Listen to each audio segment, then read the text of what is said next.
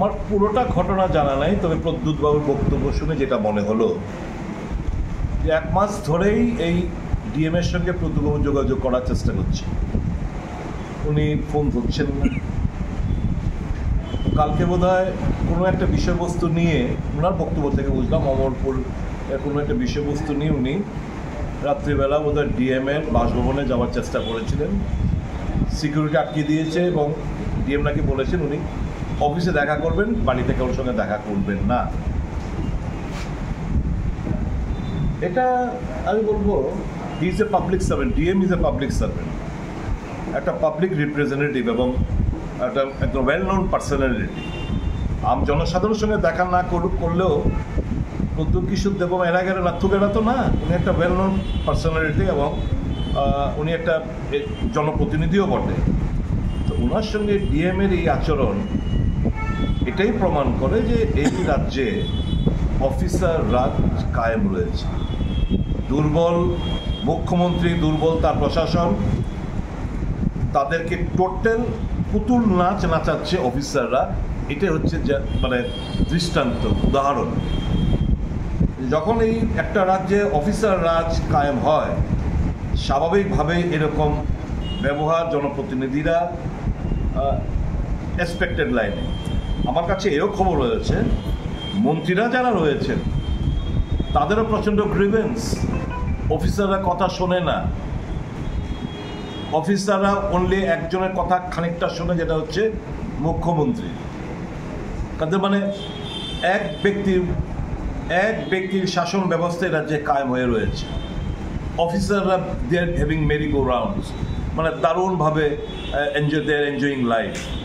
তো ইট speaks volume যে একটা দুর্বল প্রশাসনের এবিসিটি না জানা মুখ্যমন্ত্রী, দুর্বল প্রশাসনের কাণ্ডারি, কাজে অফিসার রাজ কায়েম হয়েছে। অফিসাররা তো অবশ্যই তারা এরকম ব্যবহারটাই করাটাই স্বাভাবিক, অস্বাভাবিক কিছু না বলে মনে। আমার পুরোটা ঘটনা জানা নাই, তবে প্রদ্যুৎ বাবুর বক্তব্য শুনে যেটা মনে হলো যে 1 মাস ধরেই এই ডিএম এর সঙ্গে প্রদ্যুৎ বাবু যোগাযোগ করার চেষ্টা করছে, উনি ফোন ধরছেন না। কালকে বোধহয় কোনো একটা বিষয়বস্তু নিয়ে, ওনার বক্তব্য থেকে বুঝলাম অমরপুর কোনো একটা বিষয়বস্তু নিয়ে উনি রাত্রিবেলা বোধহয় ডিএম এর বাসভবনে যাওয়ার চেষ্টা করেছিলেন, সিকিউরিটি আটকে দিয়েছে এবং ডিএম নাকি বলেছেন উনি অফিসে দেখা করবেন, বাড়িতে কারোর সঙ্গে দেখা করবেন না। এটা আমি বলবো he is a public servant, DM is a public servant, একটা পাবলিক রিপ্রেজেন্টেটিভ এবং একটা একদম ওয়েল নোন পার্সোনালিটি। জনসাধারণের সঙ্গে দেখা না করলেও প্রদ্যুৎ কিশোর দেববর্মা এরা গেলে নাথুকেরা তো না, উনি একটা ওয়েল নোন পার্সোনালিটি এবং উনি একটা জনপ্রতিনিধিও বটে। তো ওনার সঙ্গে ডিএমের এই আচরণ এটাই প্রমাণ করে যে এই রাজ্যে অফিসার রাজ কায়েম রয়েছে। দুর্বল মুখ্যমন্ত্রী, দুর্বল তার প্রশাসন, তাদেরকে টোটাল পুতুল নাচ নাচাচ্ছে অফিসাররা।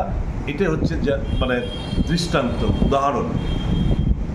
যখন এই একটা রাজ্যে অফিসার রাজ কায়েম হয়, স্বাভাবিকভাবে এরকম ব্যবহার জনপ্রতিনিধিরা এক্সপেক্টেড লাইনে।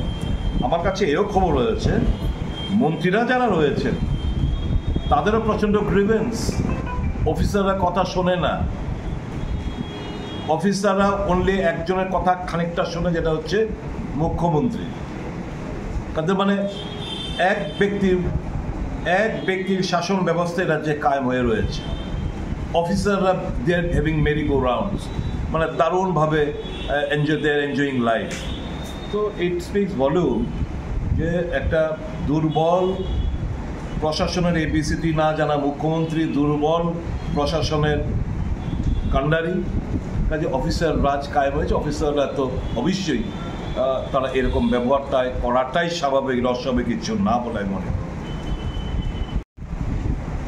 আমার পুরোটা ঘটনা জানা নাই, তবে প্রদ্যুৎ বাবুর বক্তব্য শুনে যেটা মনে হলো